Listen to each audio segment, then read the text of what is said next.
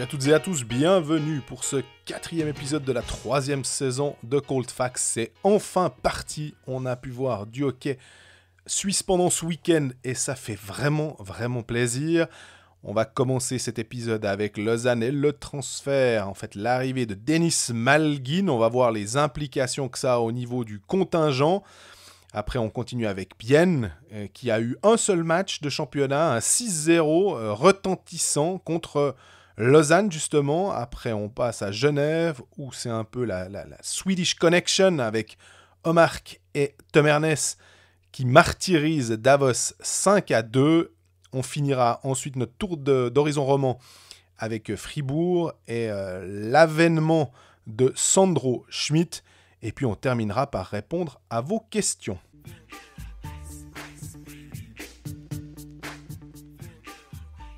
Salut Greg. Salut Jean-Fred. Petite overdose de hockey pour commencer ou bien? On a l'impression que c'est un shoot là, ça fait du bien. Ouais. Non mais c'était vraiment super. En plus on était les deux pour la reprise à Fribourg pour voir cette BCF Arena flambant neuve et magnifique. Et puis après toi en plus vendredi, alors moi j'étais au bureau mais toi t'étais aussi dans une patinoire. Donc... Ah bien, moi j'ai 4 matchs en 5 jours. Donc là ça va, je crois que le rythme est en train de se reprendre gentiment avec 2 matchs de coupe, 2 matchs de championnat. C'est juste, t'as encore eu la coupe. Donc c'est bon, on se remet gentiment dans le rythme en tout cas. Mais ça fait plaisir de voir que tout a été bien respecté jusqu'à présent. En tout cas, toi qui as pu voir 4 matchs et dans des environnements différents. Moi, à Fribourg, je regardais un petit peu pendant le match pour voir aussi, pendant les pauses, les gens, comment ils se comportaient. Je trouvais que c'était remarquablement bien.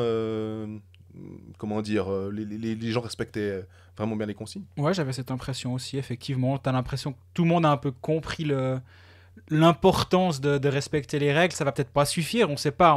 C'est ça. Mais au moins, les clubs pourront se dire, et les fédérations pourront se dire, au moins on a tout fait pour que ça continue le plus longtemps possible.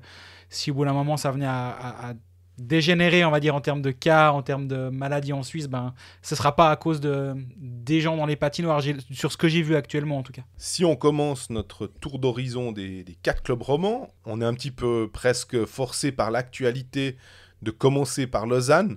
Pas forcément parce qu'ils ont pris 6-0 à Bienne lors du 2e match, en fait, après avoir gagné 5-2 contre Langnau, mais plutôt parce que, on va dire, est-ce que c'est surprenant ou pas surprenant, mais Denis Malgin, c'est toi qui as sorti l'info, a signé à Lausanne jusqu'à ce que la NHL reprenne. D'ailleurs, en parlant de NHL, il y a eu la draft dans la nuit de mardi à mercredi et ils ont annoncé qu'ils espéraient un retour le 1er janvier, et là, c'est la NHL qui a sorti ça. Ce qui nous met des camps à peu près mi-décembre, finalement. Donc ça donne une idée jusqu'à... Ouais, tu comptes un mois de préparation, j'ai quand même l'impression. Non, quand ils voulaient recommencer le 1er décembre, ils étaient sur le 15 novembre. Mais... Compte sur un mois avec la quarantaine obligatoire des gars qui vont arriver là-bas, etc. Donc je pense que les joueurs qui sont présents en Suisse, et aussi, tu parles des camps, mais il faut voir aussi quel camp, dans le sens... Un Damien Rian va pas participer, va peut-être aller un peu plus tôt qu'un Gaëtan Haas. Ouais. Un Damien Rian qui va peut-être faire un camp avec plus de monde au début, qui sera cut, il y aura plusieurs cuts avant les joueurs réguliers du roster. Ça, je sais pas comment ça va. Est-ce que ça va être traditionnel ou pas, ça, ouais, c'est ça. Peut-être les camps vont changer. D'habitude, il y a les camps rookies, puis après le camp avec les grands. Peut-être que là, ils veulent limiter la chose et inviter moins de monde. On sait pas. Toujours est-il que si ça commence au 1er janvier, faut s'attendre à ce que les fin novembre, début décembre dernier délai, il y a une ruée de joueurs suisses vers l'Amérique du Nord. Donc, Denis Malgin vient pour 1 mois et quelques à Lausanne. Ça fait quand même une quinzaine de matchs. On peut voir ça de 2 façons. Moi, dans un premier temps, je me dis, j'aime bien la façon de penser de Zurich. De se dire, non. Nous, les Malgin, les Souter, les Siegenthaler, ils sont bien gentils, ils peuvent s'entraîner tout ce qu'ils veulent dans nos installations, mais... ils ne gagneront aucun match de play-off, donc on ne les veut pas dans le vestiaire. Ça, j'entends complètement cette idée. Oui. Mais c'est Zurich. Zurich qui a un contingent hallucinant, qui a le meilleur contingent de la Ligue, qui peut se permettre de se dire « Non, mais c'est bon, nous, les victoires en octobre-novembre, on va les gagner quand même. Même sans Malgin, même sans Siegenthaler, on gagnera nos matchs. » Un club comme Lausanne, qui a pas le même contingent qu'un Zurich, j'entends un peu mieux. Ou Lugano, qui a signé Kourachev, ou Genève, qui a signé Damien Ria. Je me dis... Là, c'est quand même différent. Les victoires que tu remportes maintenant, elles vont quand même être utiles, on va dire, en anglais, la big picture, sur tout le championnat, de se dire, OK, Les points mis en banque, ils vont nous être utiles plus tard. Zurich s'en fout complètement, il faut être clair. Donc, ça me semble un poil plus logique que ce genre de club signe ses joueurs. D'ailleurs, quand Lausanne a perdu, entre guillemets, Vermin, il y avait un peu la rumeur comme quoi il pourrait être remplacé par Malguin, et on se disait, en termes de qualité de joueur, tu te retrouves sur à peu près le même potentiel de points, j'ai l'impression. Alors, sauf en play-off, du coup. Mais alors, du coup, sauf en play-off, effectivement. Et là, c'est quand même un problème. Donc, Lausanne aura quand même toujours perdu Vermin, même si Malguin vient. Au moment de commencer les playoffs, tu peux pas réfléchir comme ça. Par contre, Lausanne va pouvoir engager un 5e étranger, peut-être. Ils sont sur le marché actuellement. Et là, ça donne des options. De se dire, est-ce qu'on prend un défenseur de NHL style Brännström qui a signé à Langnau jusqu'à la reprise. Du coup, tu peux te permettre de jouer avec 2 attaquants étrangers et 2 défenseurs étrangers. Ça peut être une piste, surtout que à Bienne, j'ai pas l'impression que c'était une masterclass défensive de la part de Lausanne. Hein. Non, pour le moins. Donc là, ouais, des options se sont ouvertes. Après, une autre question vient forcément et très rapidement à l'esprit, c'est les salaires. À Lausanne, c'est le seul club romand à n'avoir encore aucun accord. Je sais qu'à la veille de la reprise du championnat, ça bataillait encore en coulisses et de manière assez tendue, c'est pas le bon mot, mais de manière assez sèche. Viril. Voilà, et il n'y a pas d'accord actuellement. J'ai eu Svoboda ce jour-là au téléphone qui m'a dit « T'inquiète pas, début de semaine prochaine, normalement, ce sera OK ». Je ne veux pas l'appeler tous les 2 jours pour dire « C'est bon, vous avez un accord ». Je ne l'ai pas encore fait cette semaine.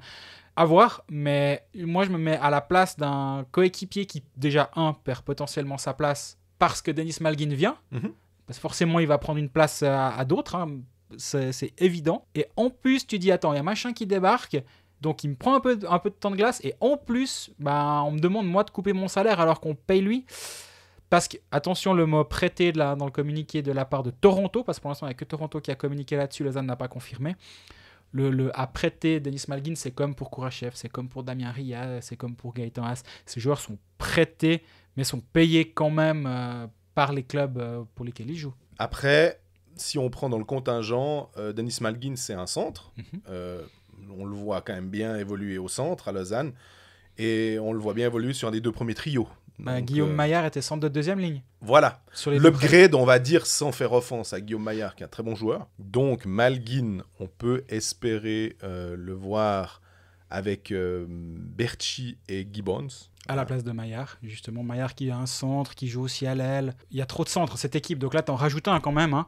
Il n'y a pas un temps où il n'y en avait pas, et puis là, tout d'un coup, il y a pléthore. Ouais, c'est un peu... Et c'est là où tu te dis peut-être qu'un Corey Emerton va se retrouver en tribune pour avoir un 2e défenseur étranger. Ce serait assez sensé dans l'organisation. Si tu as l'argent, c'est toujours la même chose. Après, on peut dire ce qu'on veut sur est-ce que c'est pas un peu de la folie d'engager des joueurs dans tous les sens, d'avoir environ 73 attaquants sous contrat. Au bout du moment, si ils ont l'argent pour le faire, et c'est un grand si, allez-y, quoi, faites-vous plaisir. Là, en tout cas, dans un point de vue, on va dire, ok, managérial, c'est logique. T'enlèves Emerton, t'as suffisamment de centres, tu prends Malguin qui vient prendre une place, qui prend la place de l'étranger, remplacé par un joueur suisse. Sur le papier, c'est bien, en tout cas, je pense maintenant à voir sur la glace ce que ça donne. Malguin, c'est quand même un joueur qui n'est pas trop bon pour la AHL et pas assez bon pour la NHL. Lui, il est quand même un petit cran au-dessus. On a toujours un peu ce débat. Est-ce qu'on préfère un bon joueur de AHL ou un pas bon de NHL? Un pas bon de NHL, c'est Gibbons, quoi. Et qui pour l'instant, lui, c'est une catastrophe au passage. Mais 2 matchs de championnat, il en reste 50. On panique pas, on tire pas sur les joueurs tout de suite. Première expérience à l'étranger. Alors, il a été dégueulasse à Bienne, faut être clair. Mais vraiment.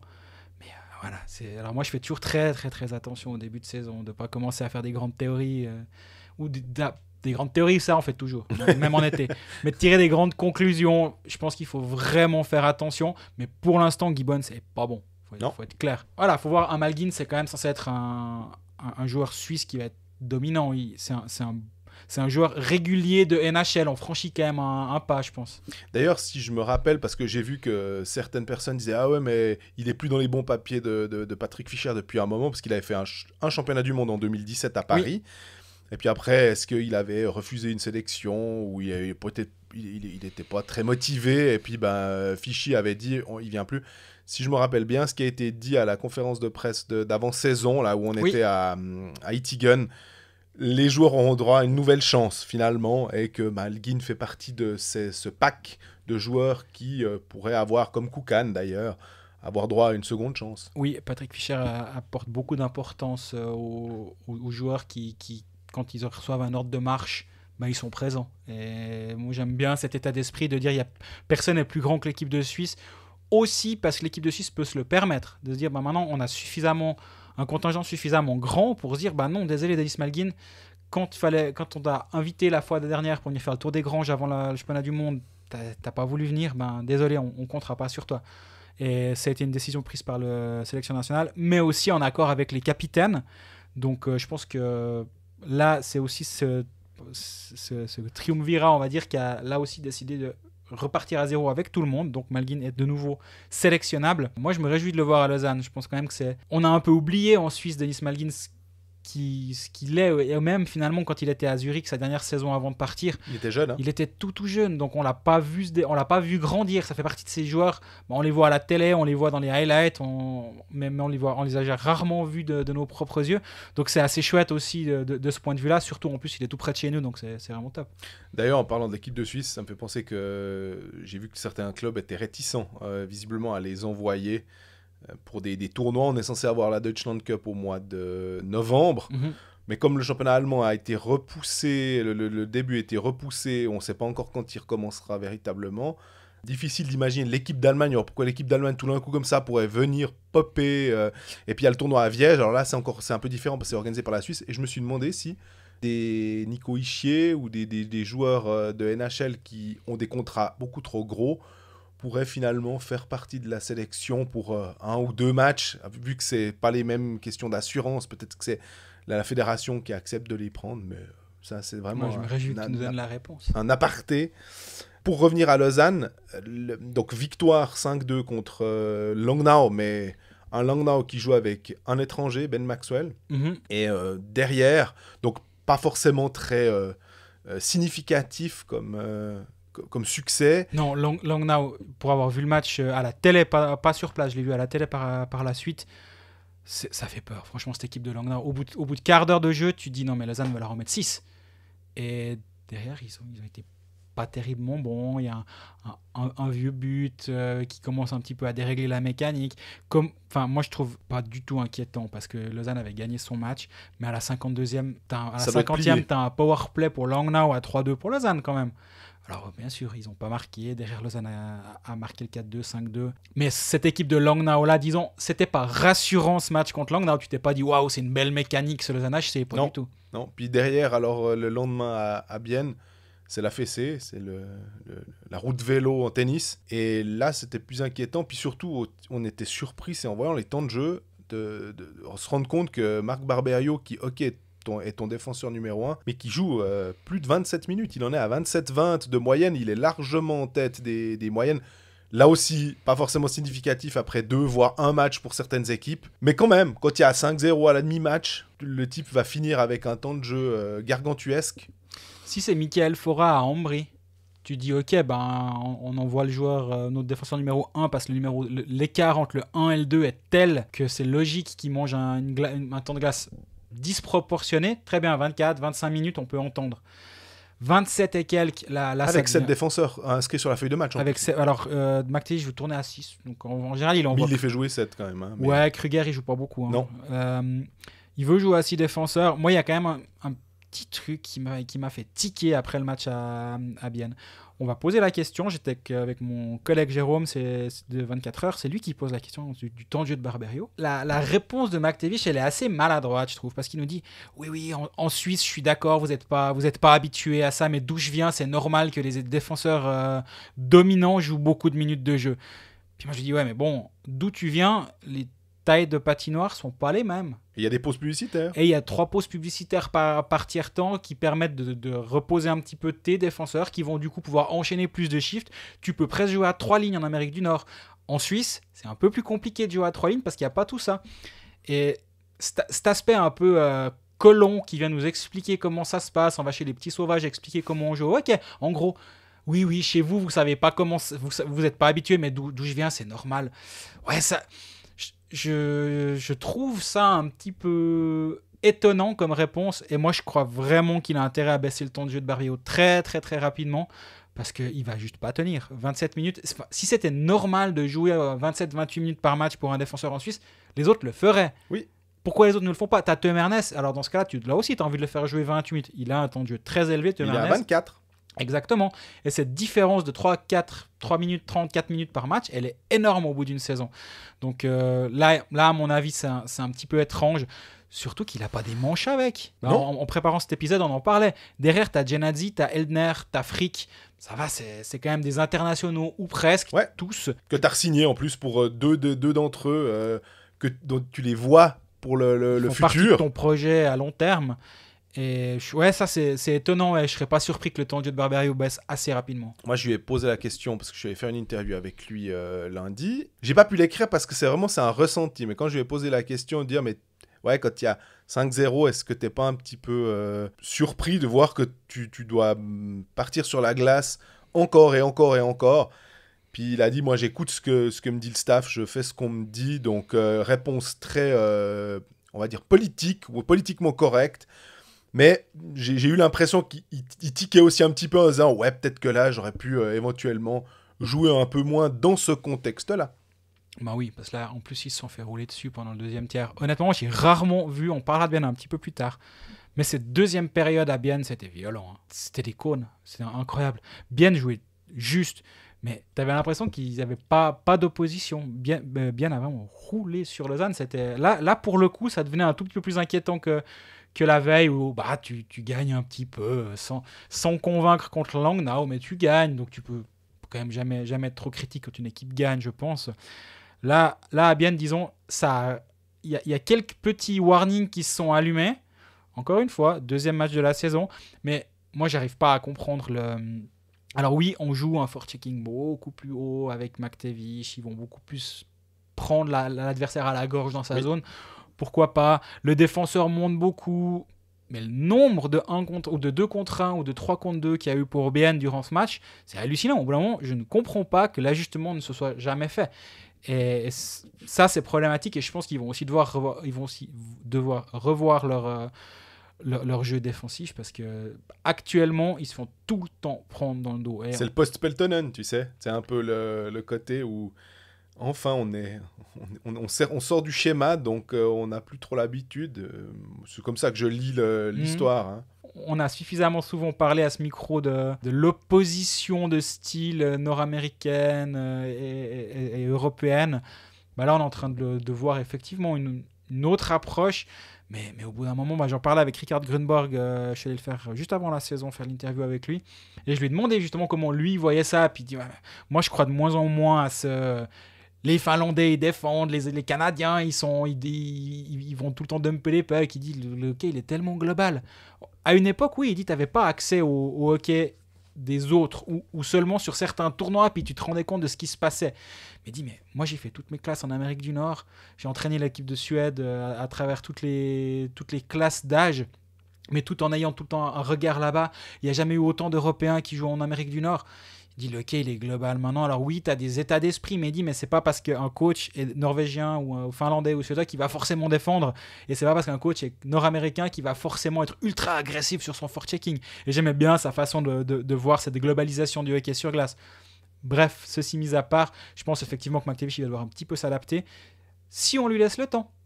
Ouais. Je suis pas en train de dire qu'il va se faire éjecter demain, hein, c'est pas ça. Ouais, c'est là. mais par contre... 2 matchs. Non, c'est pas du tout ce que je suis en train de dire. Par contre, Peltonen a eu beaucoup de peine à travailler depuis l'arrivée de Petr Svoboda en cours de saison dernière, parce que c'est quelqu'un qui est omniprésent, alors qu'il n'était pas encore propriétaire minoritaire du club. Maintenant, il est propriétaire minoritaire du club, directeur des Hockey Operations. Bref, il est directeur sportif plus, on va dire, avec John Foust en directeur sportif. Et donc, sans avoir cette casquette-là, il était déjà très impliqué. Là, je me demande comment lui réagit. Et je crois qu'il est déjà bien volontiers présent dans l'entourage de l'équipe. J'espère vraiment, et ça je l'ai dit avant la saison, j'espère que McTavish va pouvoir bosser tranquillement. Je suis vraiment pas sûr qu'il le peut actuellement. Et ça peut être le vrai problème pour Lausanne, c'est cette ingérence-là. Est-ce que, au bout d'un moment, et quelqu'un de très sérieux m'a posé la question hier, est-ce que Svoboda va pas finir à la bande cette saison parce qu'il va se rendre compte qu'en fait, il va tellement peser sur l'équipe qu'au bout d'un moment, il va se dire, j'y vais moi-même alors. Et j'ai souri, j'ai dit on verra, mais je ne le pense pas. mais ça commence à se voir l'importance prise par Svoboda. En bien ou en mal, on verra. Ça peut très bien se passer aussi. Par contre, avec McTavish, j'ai l'impression que ça va être compliqué cette saison.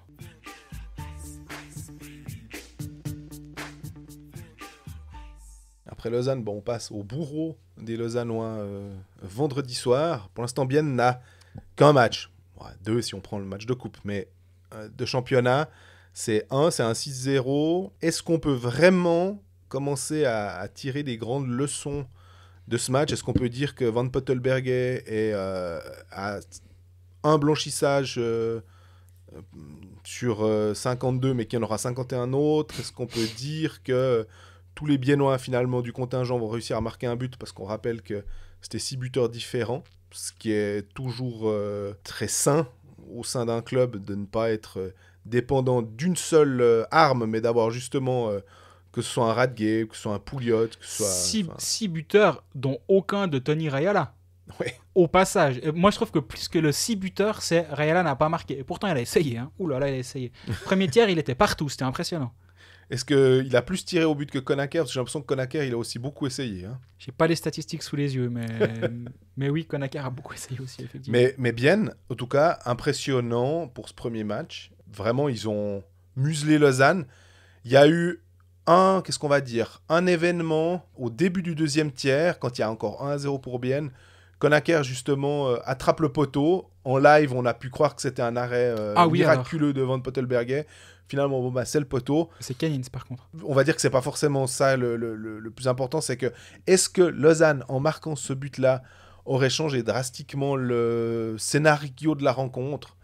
J'ai pas tellement l'impression, étant donné que, comme on disait avant, avec Lausanne, les nageées défensives, finalement, elles se seraient vues à un moment donné. Peut-être pas aussi vite, mais que ça aurait passé pareil pour Bienne, finalement. Ouais, c'est l'impression que ça donne. Après, c'est vrai que c'est toujours une ligne assez fine entre un côté ou l'autre, mais Bienne était tellement dominant ce soir-là. Et on rappelle, première période, il y a 1-0 très rapidement.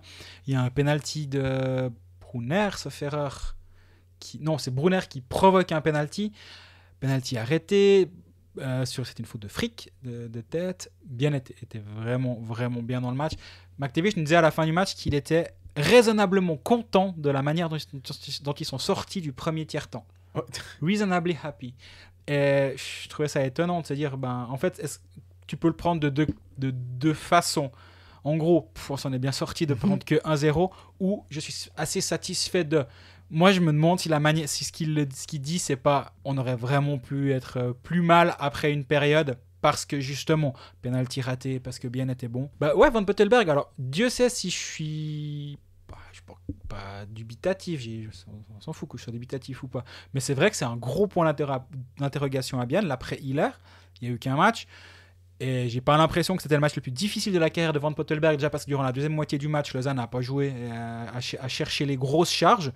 C'était pas très bien, ça, d'ailleurs. Ouais, c'était un peu longuet, disons. Tu sais, t'as l'impression que c'est un match 4 de play-off, puis ils veulent marquer les esprits pour je sais pas quand. Ouais. Non, ça j'ai pas trouvé incroyable. Je disais avant, dans la partie lausannoise, que Gibbons à Bienne était catastrophique, notamment là. Tu vois, t'avais vraiment l'impression qu'il y avait une sorte de frustration qu'il fallait sortir. Je pensais pas que c'était une impression, il y avait vraiment une frustration. Bienne a vraiment frustré Lausanne ce soir-là, et... Ouais, moi j'ai eu du plaisir, vraiment. Alors le deuxième tiers-temps, c'était chouette à voir. Finalement, on rappelle, c'est plus Turmenen derrière la bande, il est en train de soigner une maladie. Larsson derrière était là, mais les bases d'un hockey avec beaucoup de mouvements en zone offensive, tu avais l'impression que souvent le défenseur montait pour créer un surnombre. Il y avait pas mal de blocs, ça me fait souvent penser au basket, parce que c'est un sport que je suis aussi beaucoup. De voir des blocs en zone offensive, il y en a énormément qui sont faits pour provoquer de l'espace, pour ensuite créer un espace pour y mettre le puck, et après le joueur va venir profiter de cet espace-là. C'était magnifique à voir, et ça donne envie de revoir Bienne. Je vais voir Langnau-Bienne ce samedi. Si Bienne fait la même démonstration que contre Lausanne face à une équipe comme Langnau, ça peut vraiment être joli. Ouais, parce que on a vu qu'il y a des joueurs qui sont tous capables en attaque. Kunti me semble toujours très bon, parce qu'on pouvait aussi éventuellement s'imaginer dans les doutes qu'on a. C'est pas forcément dans une colonne moins plus, mais plus des doutes de dire, est-ce que Damien Brunner peut continuer à être dominant en National League? Parce que tu prends de l'âge, donc oui, il a toujours son shoot, mais est-ce qu'il aura toujours cette vitesse? Kunti, est-ce qu'il aura toujours envie? Est-ce qu'il sera toujours mis dans des bonnes dispositions? Pouliot, la même chose, il a aussi 34 ou 35 ans. Finalement, ça pèse à un certain moment et on a l'impression que, en tout cas sur ce début de saison, Bien répond, en fait, coche toutes les cases d'un club qui va bien, quoi. Ouais, clairement. Alors après, encore une fois, un match. Ce week-end, c'est Fribourg à la maison, Langnau à l'extérieur. Puis on aura de matchs, puis on aura un échantillon grand pour avoir un avis sur la performance de cette équipe. Aussi la performance de Van Pottelberger, parce que il a qu'un match. Il a qu'une demi-saison de National League avec Davos, où il a quoi, 26 matchs la saison dernière, sauf erreur, où il partageait le filet avec Eschliman. Laissons-lui du temps. Mais après, j'ai émis ces doutes à certains directeurs sportifs ces derniers temps, et on m'a dit, mais moi, ce qui me fait peur avec Van Pottelberg, c'est qu'en fait, Détroit le veuille assez rapidement. Ouais. Il a ce potentiel-là. Drafté au 4e tour, on le Exactement. rappelle. Détroit a actuellement une chier de gardien sous contrat, mais ça peut aller très très vite dans un sens comme dans un autre. Suffit que tu aies un échange, il y en a un ou deux qui partent. Et la réponse était, moi ce qui m'inquiète plus, c'est pas son niveau de jeu, c'est est-ce qu'il va être là à long terme à Bienne, parce qu'il a vraiment le potentiel pour exploser. Je dis, ok, entre ton avis et le mien, je vais plutôt écouter le tien, donc je me réjouis de voir la suite, mais s'il joue comme contre Bienne, pour l'instant, comme contre Lausanne, pardon, il n'y a pas trop de soucis à se faire, mais je me réjouis quand même de voir face à une équipe qui va jouer au hockey pendant 60 minutes, parce que c'était pas le cas de Lausanne ce soir-là. Est-ce que tu as pris le temps de regarder un petit peu plus Petteri Lindbohm, parce que il est passé de Lausanne à Bienne, il remplace, on va dire, numériquement Anssi Salmela, qui avait peut-être un profil un petit peu plus offensif que lui, même si Lindbohm, on sait qu'il est capable de jouer un peu dans toutes les situations, il est tout terrain. Est-ce que tu as pu regarder Lindbohm de près? C'était intéressant de voir comment il allait être utilisé, effectivement. Moi, je m'attendais à ce qu'il soit sur le deuxième powerplay de Bienne. C'était le cas un peu durant la préparation, sauf erreur. Et il n'a pas joué en powerplay. Donc, j'étais un tout petit peu surpris. Déçu. Non, je ne l'ai pas dans mon hockey manager, donc je n'étais pas à être déçu. Mais Yannick Radgeb a plus de 4 minutes de temps de jeu en powerplay. C'est Yanis Moser qui a eu beaucoup de temps de jeu en powerplay aussi. Donc, on n'a pas pu le voir offensivement plus que ça. Et puis défensivement, on en revient au même point d'interrogation, au même questionnement qu'on a pour Van Pottelberg. Voyons déjà contre une équipe qui va jouer 60 minutes. En tout cas, un match avec Bienne, 0 but encaissé, mission accomplie pour Petteri Lindbohm. Je réfléchissais, je discutais avec quelqu'un au propos du développement des jeunes aussi à Bienne. Mais là aussi, on est très tôt dans la saison. Mais je me disais, si j'étais Martin Steinegger, par exemple, pour faire monter un Valentin Nussbaumer, est-ce que, mais là on pourra en parler s'il y a un salary cap, mais est-ce que tu laisses pas partir, par exemple, un Jason Fuchs en disant, écoute, Jason, vas-y, et puis comme ça, tu peux intégrer Valentin Nussbaumer, peut-être dans un top 6, pour véritablement le développer? Alors, sans réfléchir aussi loin de qui remplacerait un éventuel départ de Fuchs, la question c'est où va partir Jason Fuchs, à mon avis. Je pense que l'argent qui va lui être envoyé par peu importe qui, mais par toute la ligue, ça peut aussi bien être un Lugano, parce qu'on sait que le nom Fuchs à Lugano, ça marche. Ça peut être, mais vraiment, ça peut être n'importe qui. Évidemment, il y a toujours Lausanne quand on parle de joueurs qui pourraient quitter un club pour un autre. Lausanne n'est jamais très loin. D'ailleurs, il y a déjà eu des approches dans ce sens-là durant l'été. Moi, je crois que Bienne sait qu'il ne pourra pas garder Jason Fuchs au terme de cette saison. Je suis assez convaincu de ça, et je pense que Steinegger, il a tout le temps été assez capable de mettre un prix maximum et de jamais faire de folie, et de se dire, comme tu dis, par contre, là où je te rejoins, c'est qu'ils ont des jeunes qui montent petit à petit, et ils préfèrent se dire, à la place de payer un montant X pour Jason Fuchs, peu importe lequel, pour cet argent-là, je préfère avoir 2 Michael Hugli, comme il l'avait fait venir de Rapperswil à l'époque, et si un des 2 ou 3, j'en sais rien, si un de ces joueurs-là éclate chez moi parce que je l'ai identifié comme un potentiel futur bon joueur de la ligue, j'ai gagné. Pour moins d'argent, j'ai gagné à la place d'avoir un Jason Fuchs que je ne peux plus me payer. Voilà. Donc, si je dois parier aujourd'hui, moi je pense que Jason Fuchs ne sera plus biennois au terme de cette saison. Puis tu me parlais de Petteri Lindbohm, j'ai dit justement que Yanis Moser a joué plus de 6 minutes en powerplay. C'est un match, 2 passes décisives pour Yanis Moser. On sait que on va dire historiquement, c'est peut-être pas le bon mot pour un gamin de 20 ans. Un gamin, c'est sa 3e saison en National League. Ça va être sa 3e saison complète en National League. Donc c'est bientôt un vieux Yanis Moser. Alors s'il jouait à Lausanne, on se dirait c'est le jeune qui est en train de monter. Mais là c'est sa 3e saison à Bienne. Mais développement, je ne sais pas si on peut parler de exponentiel quand dès ta première saison tu finis au championnat du monde de hockey. C'est difficile de te développer derrière. Mais on se rappelle, il nous avait clairement surpris déjà par sa nomination en équipe de Suisse en 2019. Ouais. Après il nous avait surpris à passer un cut, puis 2 cuts, puis il nous avait surpris à être présent au championnat du monde. Franchement, on n'y croyait pas. Et honnêtement, je pense que lui non plus n'y croyait pas. Mais Fischer avait décidé de lui faire confiance, de le prendre avec lui, de lui faire un peu sentir l'air de l'équipe nationale. Et son développement est impressionnant avec Bienne. Il est impressionnant parce qu'à la base, on le rappelle, c'est quand même un défenseur qu'on imaginait plutôt avec un profil de défenseur défensif. Parce que les Nord-Américains appellent stay at home, donc le gars qui reste derrière puis qui est là pour déblayer un petit peu ce qui se passe. Il n'a pas le gabarit d'un déménageur, mais en plus, c'était confirmé si on veut, mais en même temps aussi, il faut se dire qu'il était très jeune. Mais comme il était avec Raphaël Diaz sur la paire de défense en équipe de Suisse, Diaz, évidemment, c'était Diaz qui s'occupait du jeu de transition. Et puis là, tout d'un coup, Yanis Moser se retrouve dans un rôle beaucoup plus offensif. Faut croire que le développement se passe bien pour qu'on se dise du côté de Bienne qu'à l'entraînement et en match, on peut lui donner ce genre de minutes parce que ça veut dire qu'il est capable de les assumer puis qu'il a une bonne passe, etc., etc. On sait que notre collègue confrère Laurent Kleisel croit beaucoup en Yanis Moser. Hein. Il le défend depuis très longtemps, quasiment depuis le début, même quand on le connaissait pas. Lui, il avait déjà des voix l'annonçant, peut-être pas gros comme une maison, mais en tout cas comme étant très très fort. Et il est en train de prouver, Yanis Moser, que c'était juste, toutes ces évaluations, en tout cas. Avant, on se rappelle aussi qu'il était peut-être sur les tabelles, il n'avait pas été drafté finalement, on parlait de lui comme un possible late prospect. Finalement, personne n'avait activé le Yanis Moser dans la draft, mais ça ne veut pas dire que ce joueur ne peut pas finir plus haut. Hein.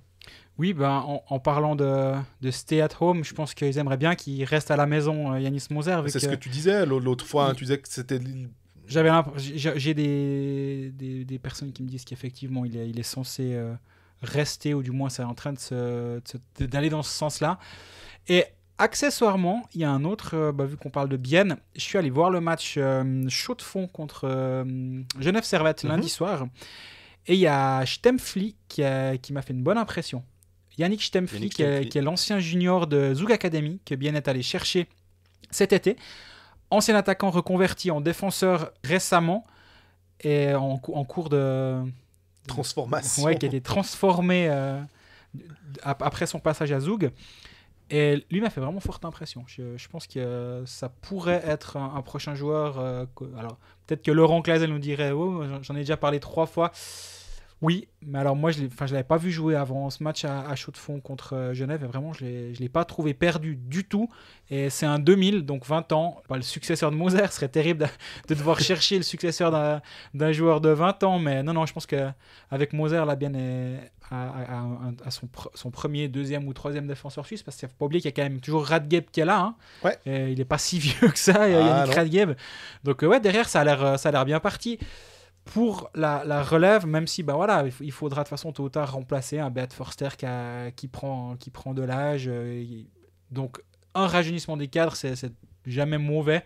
Et avec Stempfli et Moser, tu as 2 options. Ouais, j'aime bien aussi, moi, c'est Sami Kreis. On a l'impression que, je ne sais pas si on va dire qu'on va l'oublier, mais on va peut-être plus facilement penser à un Forster, à un Fay, Kevin Fay, parce que en plus, il est capitaine, il parle super bien le français, donc on le voit souvent à l'interview, il est souvent pris par nos collègues des télévisions. On a Yanis Moser, on a Lindbohm, on a Radgeb, voilà, puis tout d'un coup, on se dit, il y a qui encore ? Ah ouais, il y a Sami Kreis. Puis en fait, si ça se trouve, c'est un des joueurs les plus importants parce que tu peux le mettre où tu veux, finalement, dans ton alignement. Il peut prendre à peu près tous les rôles sans trop faire de bruit, sans trop gueuler. Et il me semble que peut-être la saison passée, tu disais, tiens, lui, je le vois bien être un joueur typiquement que Berne pourrait récupérer. Mais je pense que je suis tout à fait d'accord avec toi sur l'identification de Berne qui se dit que ça peut être sympa. Mais en même temps, lui, à Bienne, vu comme les saisons passent, il est bien à Bienne, en fait. Il va super bien dans ce club et il est vraiment très utile, quoi. Et pourquoi pas rester plus longtemps, quoi. Ouais, puis il a 26 ans, il a fin de contrat aussi. Hein, donc, ils ont beaucoup de fins de contrat. Ils ont beaucoup de fins de contrat aussi, effectivement, mais... Je suis sûr que c'est une question qu'on est en train de se poser du côté de Berne. Est-ce qu'on le fait revenir? C'est quand même un défenseur qui a des saisons à plus de 10 points depuis son départ de Berne pour Bienne, 23, 16 et 13 points en 3 saisons à Bienne. Il est pas international, mais c'est un de ces joueurs qui, quand il faut élargir le cadre, il est jamais très loin. Chaque saison, il va faire ses quelques matchs. Berne serait pas mal inspiré de lui lancer un coup de fil, en tout cas, je pense, quand ils pourront à nouveau faire des appels, parce qu'actuellement, le marché des transferts est très, très calme.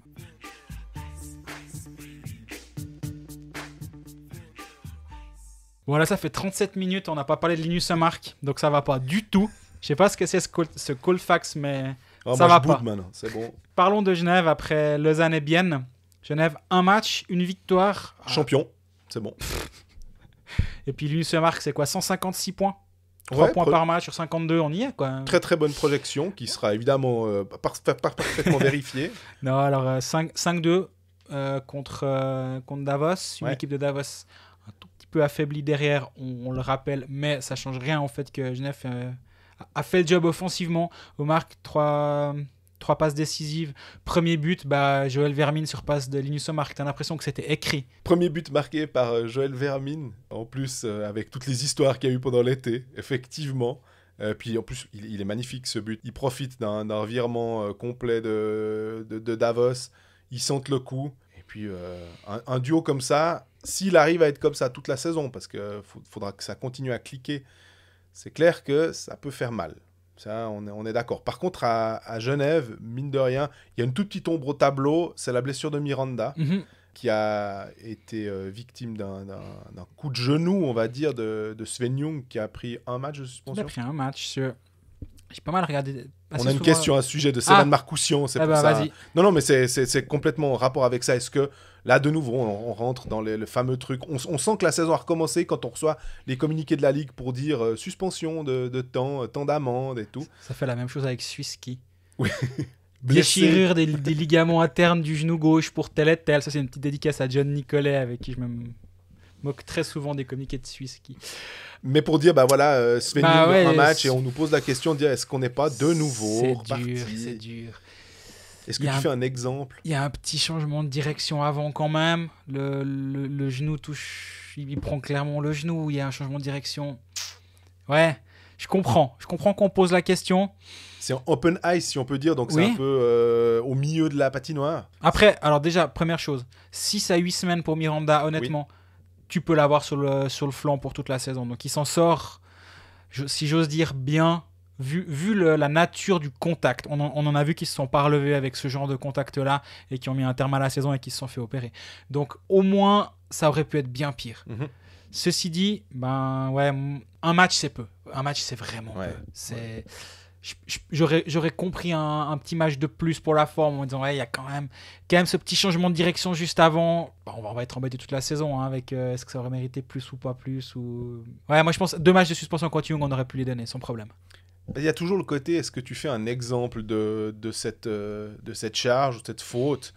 Tu dis, écoutez les gars, ça on veut pas, et on est très clair dès le départ, et on met beaucoup, voire peut-être plus que ce qui est requis pour faire l'exemple, ou alors on se dit, on juge ça de manière complètement impartiale, en se disant, peu importe que ce soit la première ou la deuxième journée, et que c'est le début de championnat, et puis que non, on veut pas non plus asséner tout de suite une grande sanction ou le marteau, mais c'est difficile, moi, je trouve. Après, alors moi j'aime beaucoup, je préfère largement la régularité dans les sanctions que l'aspect on vient faire un exemple. On se rappelle la saison où ils avaient voulu nous punir, les accrocher de manière beaucoup plus drastique. Mi-janvier, ils avaient décidé ça.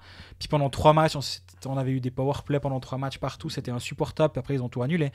Ou les débuts de saison où tu as des lignes, certains gestes qui sont systématiquement sanctionnés et d'autres pas du tout. Et puis ça... mi-octobre, on a fini, on est passé à autre chose. Donc non, à la limite, si tout est jugé sur la même base de octobre à fin mars, fine, pour moi, il n'y a pas de problème. Mais donc l'aspect faire un exemple au début de saison, j'y suis pas favorable. Ça veut pas dire que Sven Ljung méritait que un match, non, je pense pas.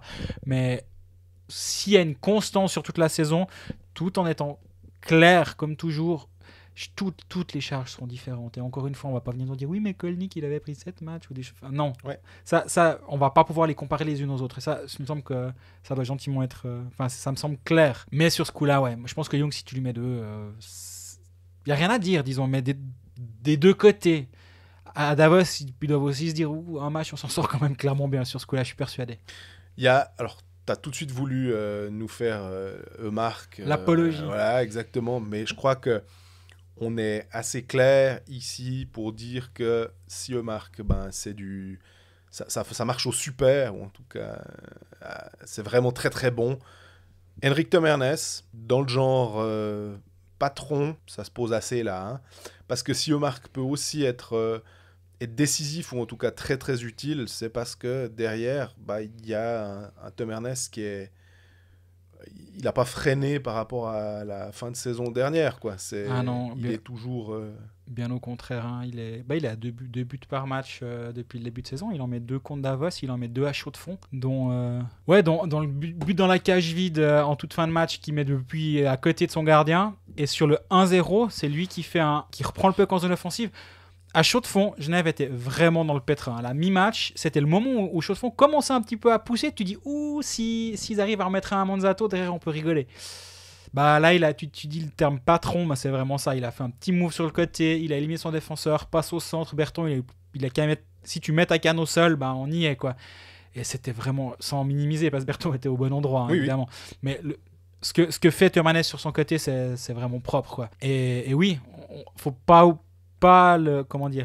l'attrait de Linus Ullmark et l'attrait de la nouveauté ne doit pas nous faire oublier à quel point ce défenseur est le meilleur de la ligue, et on l'a suffisamment dit l'année passée. Et là, oui, il y a de quoi s'amuser du côté de Genève quand même, parce que... Des étrangers qui fonctionnent du feu de Dieu. On avait... Alors, pour le coup, mais là aussi, l'échantillon est extrêmement faible, hein, puisque c'est qu'un seul match. On avait dit, est-ce que Genève n'a pas le meilleur quatuor d'étrangers de la ligue ? On n'est pas loin de le penser. Winnick et Fer sont aussi là, et finalement c'est hyper utile, quoi. C'est que tu peux compter sur les gens qui doivent être là. Je me réjouis de voir comment Miranda va être remplacé justement dans l'alignement. Est-ce qu'ils vont simplement prendre un Patry puis le monter un petit peu, alors parce que c'est dur, hein. Il a un profil qui est assez moi j'aime beaucoup, spécial, Miranda. Hein. J'aime beaucoup ce qu'il fait, l'impact physique qu'il est capable d'amener malgré son jeune âge, l'apport défensif qu'il a. Ça se remplace pas si facilement. En plus, derrière, tu as une ligne avec Rod Richard Moy. Est-ce que tu changes tout ? Omark, Vermin Ria, est-ce que tu changes ? Pas forcément. Et donc, il faut retrouver quelqu'un à mettre avec Winnick et Fer. Et est-ce que Patry va en profiter ? Est-ce qu'ils vont trouver un moyen de remonter Smirnov dans l'alignement et de décaler peut-être Fer sur un des côtés puis mettre Smirnov au centre ? C'est aussi une option. C'est intéressant. Ou Arnaud Ria, tout simplement. Parce que ça, c'est un des trucs qui est un peu paradoxal dans la venue de Damien Ria. C'est que ça freine le développement. d'Arnaud Ria. Et finalement, d'avoir une place à l'aile qui vient de se libérer, est-ce qu'on peut pas dire l'allié de deuxième ligne, ça devient Arnaud Ria, et auquel cas il est un dans Hockey Manager au passage. Mais ça, on se réjouit de voir l'alignement du prochain match pour voir comment ce sera compensé. Mais d'ailleurs, c'est assez drôle, puisque on peut parler de ces joueurs qui... On parlait de Malgin, on parle de Ria, tu as parlé de Kourachev. Ça freine finalement le développement de certains joueurs du club. Et je me demande si en NHL, on aurait accepté une situation comme ça avec des pigistes qui viennent pour 2 mois, alors que justement, ils ont une vision à long terme, puis de se dire, non, moi ce que je veux, c'est qu'ils puissent jouer des grosses minutes, ils puissent profiter de jouer contre une vraie opposition maintenant, et pas seulement à partir du mois de décembre, on va dire. Et ça, c'est assez particulier, parce que c'est un peu dommage pour... Arnaud Ria qui va avoir 2 mois de moins finalement, puis c'est des matchs qui comptent, quoi. Ouais, qui sont intéressants justement, où tu peux laisser tes joueurs faire des erreurs en début de saison. Sans relégation en plus. Exactement, qui plus est. Si tu fais la comparaison avec l'Amérique du Nord, ce genre d'opération où tu handicapes ton futur, tu le fais à la deadline. Et voilà, exactement. Pourquoi ? Parce qu'il y a les playoffs derrière, et là tu dis ok, all-in sur cette saison, passer notre année. Donc, on échange un ou deux prospects, un ou deux choix de draft pour un gros joueur. Et là, on sait pourquoi il vient, ce gros joueur, c'est pour nous gagner des matchs en play-off. Bah là, comme on le disait pour Denis Malgin tout à l'heure à Lausanne, Damien Ria, il ne va pas gagner un seul match de play-off à Genève. Il ne va pas faire gagner un seul match de play-off à Genève. Mais ils ont Moy, qu'ils ont engagé aussi en se disant déjà, tiens, quand il partira. Absolument. Effectivement. Mais parce que tu parlais de Smirnov, puis je suis un petit peu... pas triste, mais c'est dommage que Smirnov soit relégué, mais c'est normal, il y a tellement de qualité, et que quand tu prends un Vermin, par exemple, bah, malgré le fait qu'on trouve que Smirnov, il est super, Vermin, c'est pas en 3e ligne que tu le mets, donc c'est forcément top 6. Oui. Donc voilà, c'est un peu par... pas par défaut, mais que Smirnov redescend dans l'alignement. Et finalement, pour le développement, bah, tu pars sur une courbe qui était linéaire, exponentielle, ça dépend. Et puis là, tout d'un coup, bah, tu as le petit cran d'arrêt. Et c'est un peu dommage. Oh, puis on se demandait si la succession Robert Mayer allait être assurée par Gauthier Desclous. On avait le duel en plus, là. Voilà. En tout cas, en termes de sortie aux fraises... Ça, c'est à Lausanne, les fraises. Ah oui, pardon. Mais quand même, en termes de sortie aux fraises, la succession est bien assurée. On a vu que Gauthier Desclous, il nous en a fait une. Là aussi, tu dis autant le faire sur le premier match de la saison... que en plus tu gagnes derrière. Donc j'allais dire, on peut se moquer gentiment, il y a 5-2, oui. Ça va. Mais je pense que c'est aussi un warning, et à mon avis, là aussi, je pense que les coachs préfèrent qu'ils l'aient fait à ce moment-là de la saison pour dire, dis donc, ça tu te calmes un petit peu. À part ça, ton Desclous vendredi soir contre Davos, que Manzato, lundi soir contre Chaux-de-Fonds, font des bons matchs. Manzato, il a été solide aussi. On se demandait voilà, de pas... Ils ont un titulaire, je pense quand même que c'est Gauthier Desclous leur titulaire. On l'a vu d'ailleurs au pré-match de la saison. Mais derrière, tu as un backup qui a les épaules, qui a l'expérience, qui a le calme, qui à tout moment peut rentrer sur la glace, qui peut même jouer 30 matchs s'il le faut. Il l'a déjà fait, donc c'est pas un souci. Mais en tout cas, la première de Desclous, cette petite boulette mise à part est une première réussie. Et je pense que ça doit soulager aussi un petit peu de lancer la saison avec un bon match pour sa part.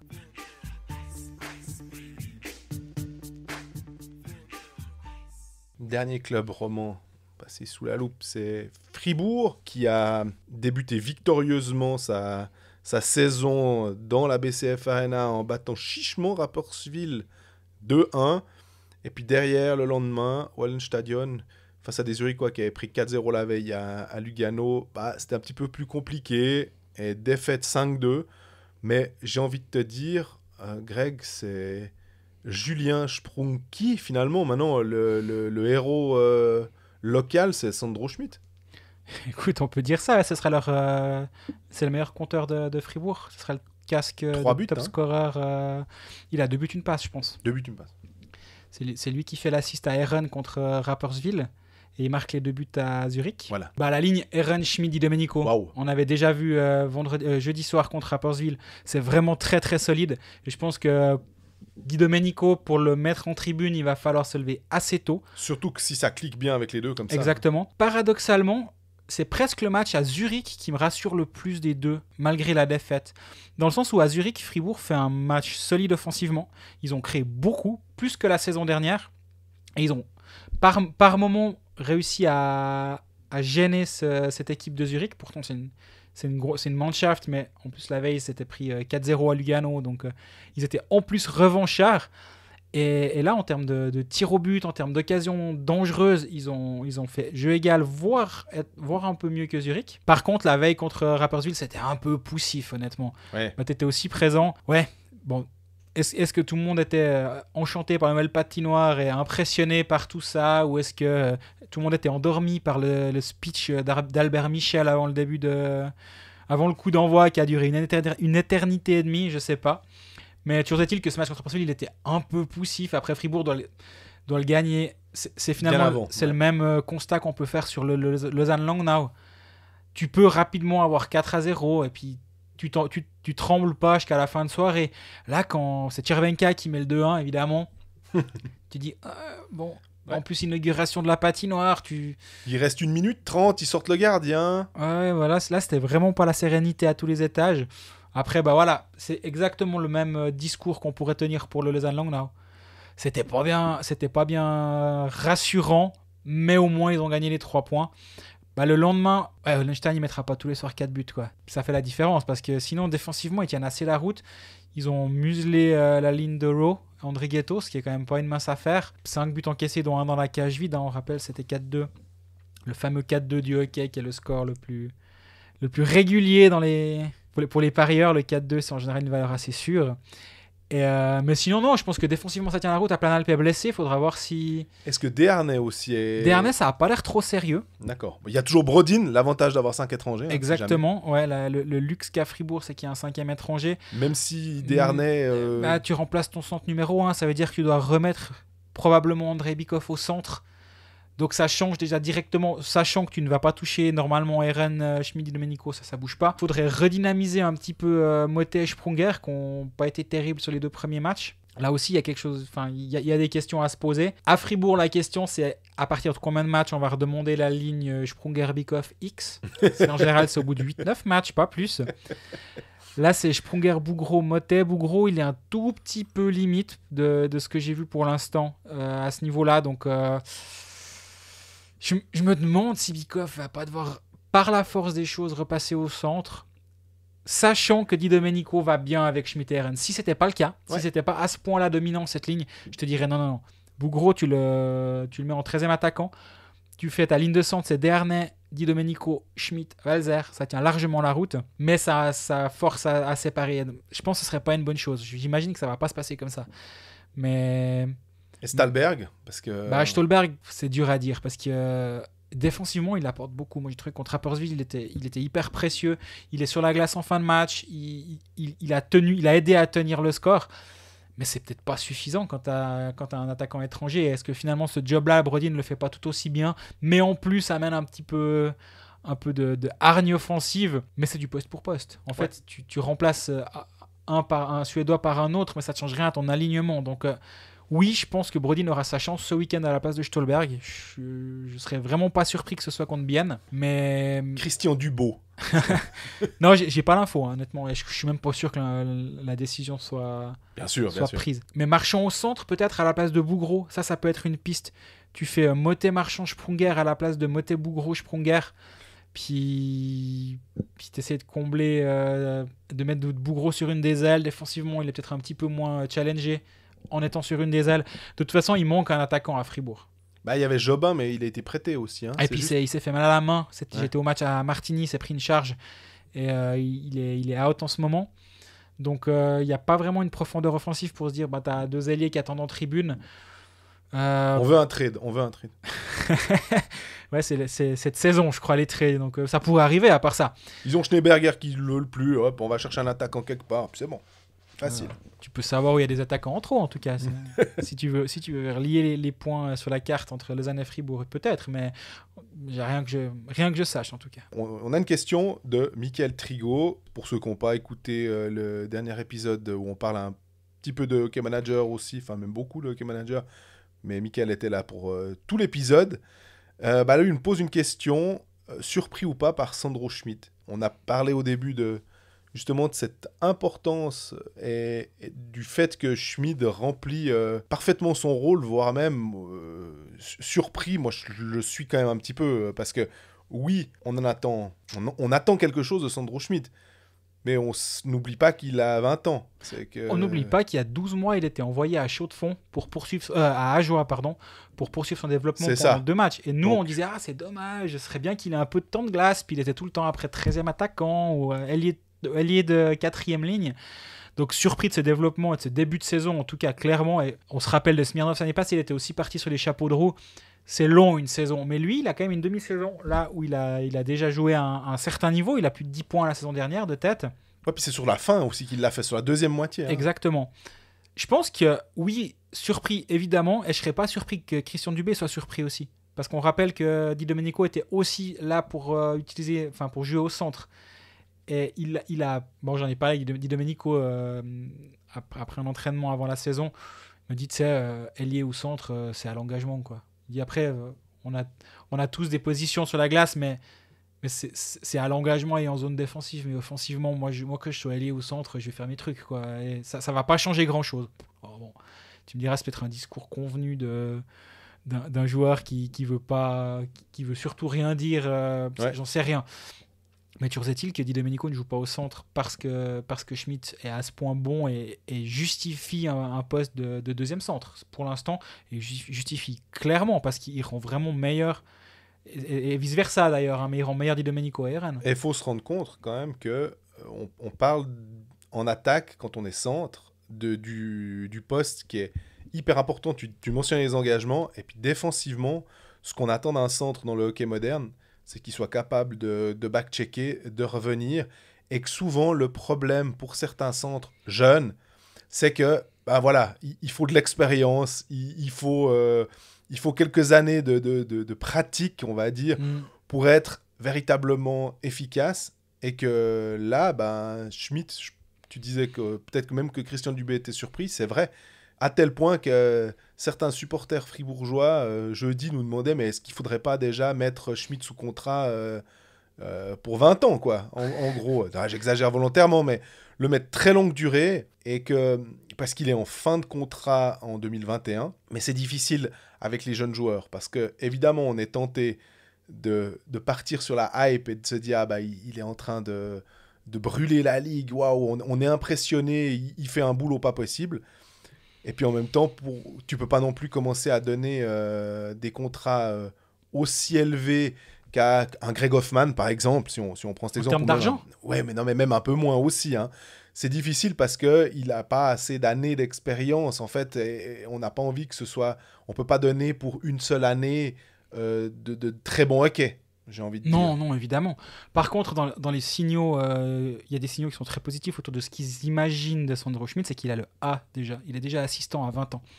Et quand tu sais qu'il y a l'après-Sprunger qu'il faut gentiment mettre en place, il est fribourgeois, c'est un joueur du cru, on lui donne des responsabilités dans l'organigramme. Et à mon avis, c'est plus que son jeu, parce qu'il n'y a que 2 matchs et on parle suffisamment souvent d'échantillons à ce micro, mais plus que son jeu, il y a cet aspect-là, de dire, ok, on te donne une ligne, on te met au centre de la deuxième ligne, à toi de faire le job maintenant, mais en tout cas, tu as notre confiance au début de saison, et on te donne des responsabilités même si tu n'as que 20 ans. Et ça, je trouve que c'est hyper positif, et au moment de renégocier le contrat, parce que je pense qu'ils sont en train de le faire actuellement, ou du moins... non, mais bien sûr qu'ils sont en train de le faire, je le sais pas, mais c'est une évidence. C'est des bons signaux, ça veut dire c'est sur toi qu'on compte. Et on a un projet, Hubert Weber l'a suffisamment dit dans les journaux que d'ici 5 ans, Gauthieron devait briguer le titre. Ça va se faire. Ils ont un projet à lui montrer, ils ont une patinoire à lui montrer, et dire voilà notre patinoire, voilà. On a les moyens d'aller loin avec cette équipe, donc lis-toi à Gauthieron à long terme, sur 3-4 ans. Dans 4 ans, il aura 24 ans. Il sera au moment où il pourra signer son premier très gros contrat. Et je pense que là, ça serait un bon move. Tu le signes 3 ans maintenant, ou 3 plus 1. Ouais. Et derrière, tu lui dis, dans 3 ans, on fait de toi notre capitaine. Ce sera l'année où ce sera juste après la fin de Sprunger. Pour moi, la transition, elle est assez simple finalement. Maintenant, à lui de continuer à progresser de la sorte. Mais en tout cas, pour l'instant, ce qu'on voit depuis le début de saison, c'est vraiment impressionnant.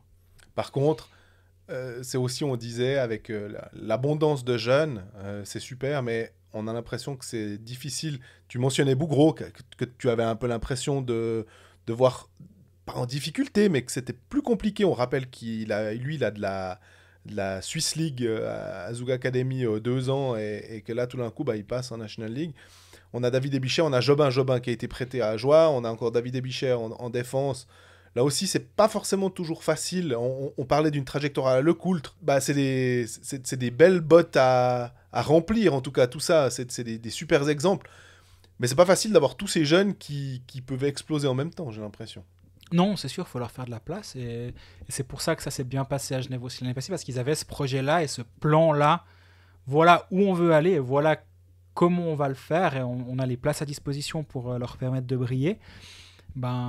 Ebischer, c'était pas simple la préparation, il a eu besoin d'un petit peu de temps pour se mettre dedans. Là, à Zurich, il était sur la feuille de match, il a même joué.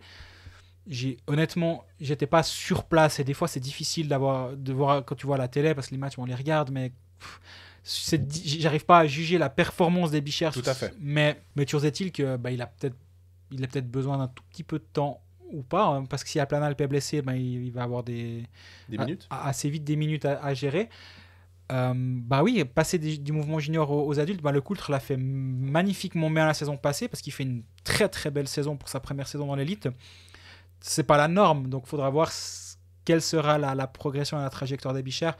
J'aimerais bien qu'il ait un peu de temps de jeu sur le deuxième powerplay. Pour l'instant, c'est Yecker et c'est Gunderson sur le premier. Est-ce que tu arrives à mettre 2 défenseurs sur le deuxième powerplay avec Yecker et Abichère et seulement 3 attaquants, ou est-ce que tu continues avec... Enfin, ça c'est la musique d'avenir, mais ça pourrait être une option pour gentiment lui donner un peu de powerplay, de le coupler sur une paire défensive au lieu de 1-4, d'être en 2-3.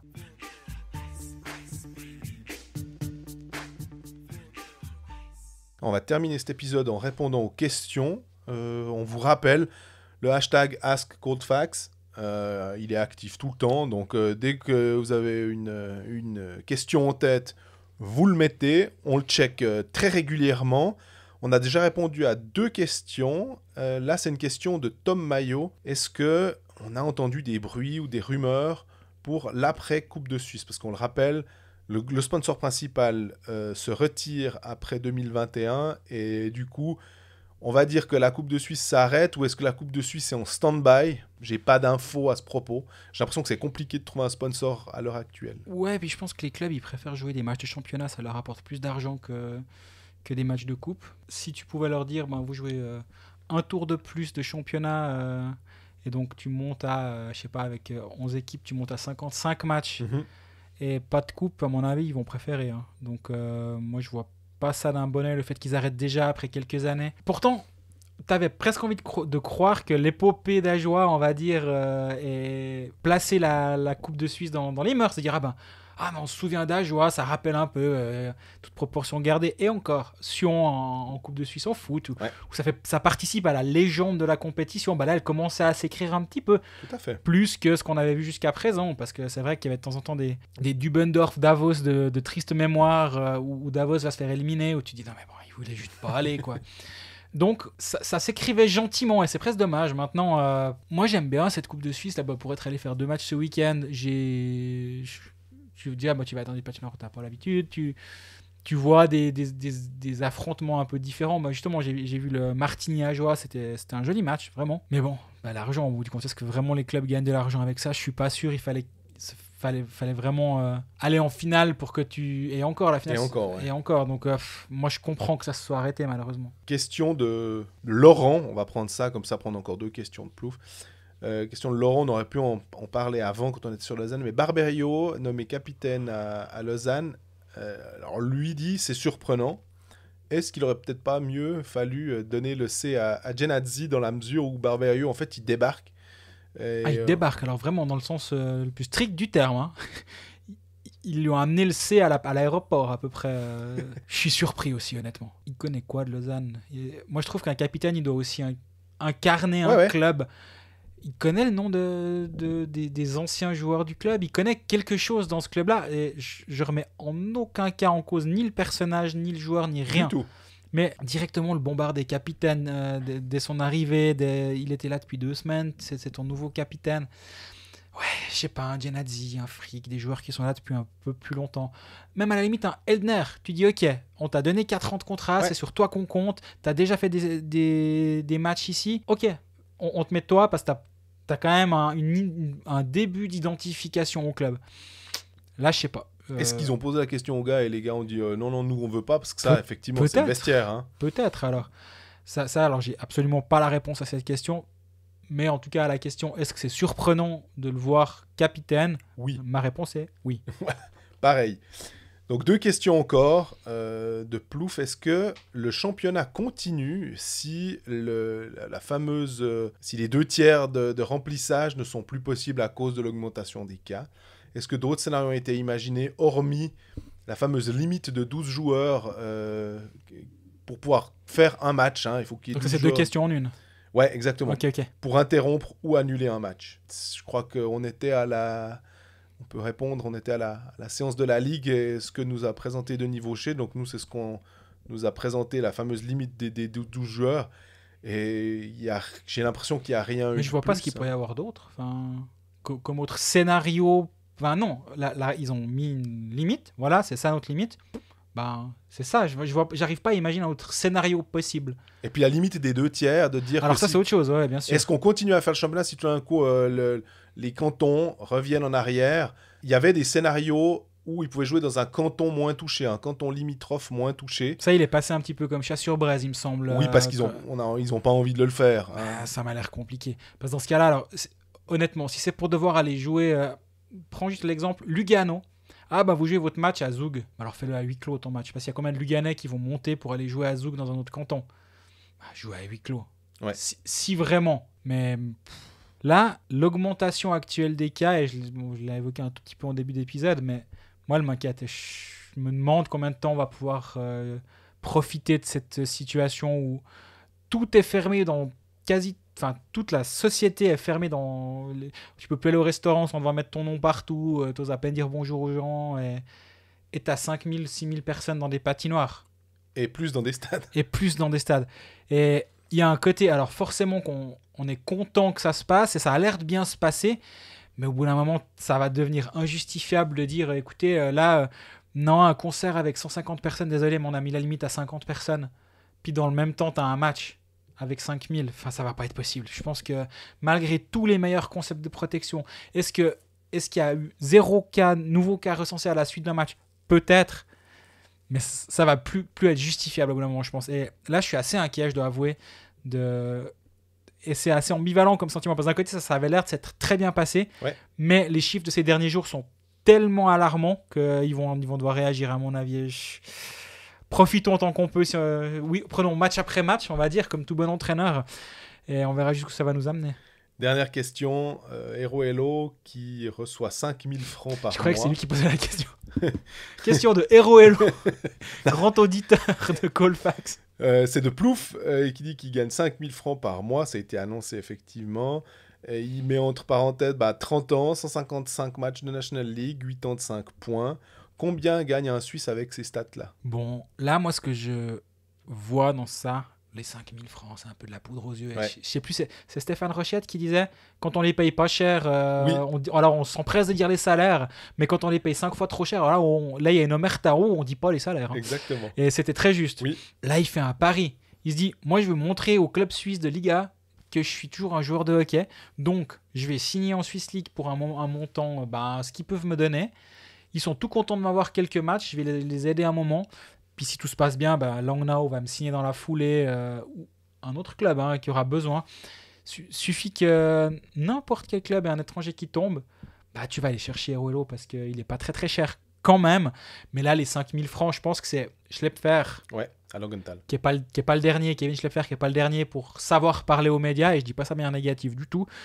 C'est même agréable pour nous. Il s'est empressé de dire oui, on a signé Heroelo, mais sachez qu'on l'a payé 5000 francs parce que... Et c'est win-win. Eux, ils ont un étranger de plus. Lui, il peut se montrer en Suisse. Tout le monde est gagnant. Il aurait sûrement pu gratter 12 ou 14 ou 15 ou j'en sais rien combien de milliers ailleurs. Mais finalement, là, il a une occasion de se montrer en Suisse, un endroit où il y a de l'argent s'il touche en haut. Donc, c'est un pari qu'il a pris. Et puis, Zurich a reçu... Donc, pour répondre à la question, on ne peut pas comparer avec un joueur suisse qui a ces stats-là parce que ce n'est pas du tout c'est pas sa valeur. C'est le prix qu'il a accepté d'être payé pour venir se montrer. Pardon. Exactement.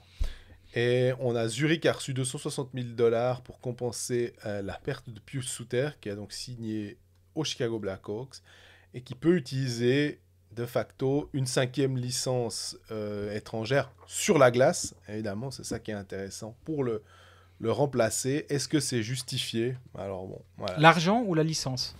J'ai l'impression un peu les deux, en fait, à la fois le côté compensation NHL, de pouvoir mettre un nouvel étranger en plus, parce que finalement, on sait que Plouf a souvent tendance à trouver qu'il y a des inégalités dans le championnat, donc voilà. Alors, moi je vais directement parler de l'argent, ça me choque pas. Il n'y a aucune raison qu'un joueur qui est sous contrat quelque part, avec un contrat valable, soit engagé par un club en NHL et qu'il n'y ait aucune compensation. Ça, j'ai pas de problème avec ça. C'est juste. La licence supplémentaire, je vois ce qu'ils ont voulu faire. Je comprends clairement ce qu'ils ont voulu faire, de se dire, si le 13 août, parce que la date limite c'est le 15 août, il y a ton Pius Suter de service qui se fait signer de l'autre côté, en théorie, c'était pas le cas cette saison, mais en théorie, à 3 semaines ou un mois du début du championnat, c'est pas évident de te retourner. Puis en même temps, c'est la vie finalement. J'ai l'impression qu'en foot, il n'y a pas des licences supplémentaires si un joueur part durant un mercato. Ou... oui, ce sera dur de remplacer Pius Souter. Moi, j'aurais compris si cette règle de la licence s'appliquait pour les gardiens. Ouais. Parce que si tu arrives si t'arrives le 13 août, on prend un exemple. Vu que c'est arrivé d'ailleurs, le 13 août, tu as Anaheim qui vient chercher Reto Berra parce qu'il se dit ça fait 3 ans qu'on n'a pas eu Reto Berra sous contrat, on le veut. Mais ça va avec n'importe lequel autre de gardien. Mais quand tu as un gardien titulaire, Van Pottelberg à Bienne, on en parlait tout à l'heure finalement, ou Robert Mayer à Davos. Bref, dès que tu as un grand gardien, Jenoni Azug, c'est pas le 13 août que tu vas trouver sur le marché. Et là, si on dit, ma foi, comme dans Hockey Manager, le gardien il compte pas comme un étranger. Je l'entends cette explication-là et ce raisonnement-là me convient. À la base, j'étais pas complètement contre cette histoire de la licence étrangère supplémentaire. Je pense même que j'ai dû le défendre une fois, pas forcément dans les débats sur notre site, mais peut-être même à ce micro. Je pense que j'ai eu tort sur ce coup-là.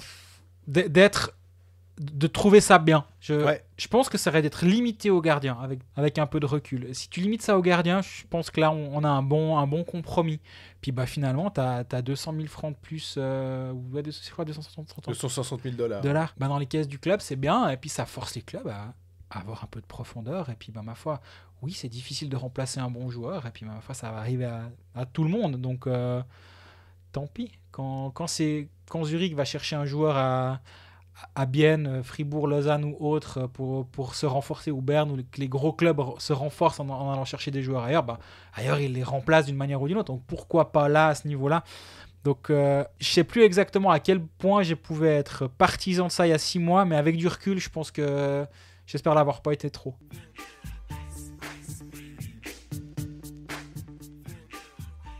Premier épisode à peu près normal terminé. Combien tième 4 de la saison 3. Non, on est bien. On espère que ça va continuer, surtout vu les petits doutes qu'on a pu exprimer. Et puis là, tu m'as foutu le cafard là avec ton truc. Je me suis dit, c'est bon, c'est fini. Allez, prochain week-end, c'est la maison. Non, en tout cas, d'ici mercredi prochain, parce qu'on va rester positif, parce qu'il n'y a pas de raison pour l'instant. Pas encore, peut-être. Vous pouvez interagir avec nous sur les réseaux sociaux, Twitter, Facebook, Instagram, etc. Vous pouvez nous écouter sur SoundCloud, sur YouTube pour ceux qui préfèrent, sur Spotify, etc. Et le Ask Colfax, il n'y a pas besoin qu'on vous le répète la veille des épisodes. Si vous avez une question en cours de saison, en cours de semaine, on les répertorie et on y répond le moment venu. Puis d'ici là, sortez masqués et on espère que ça continue bien. À bientôt.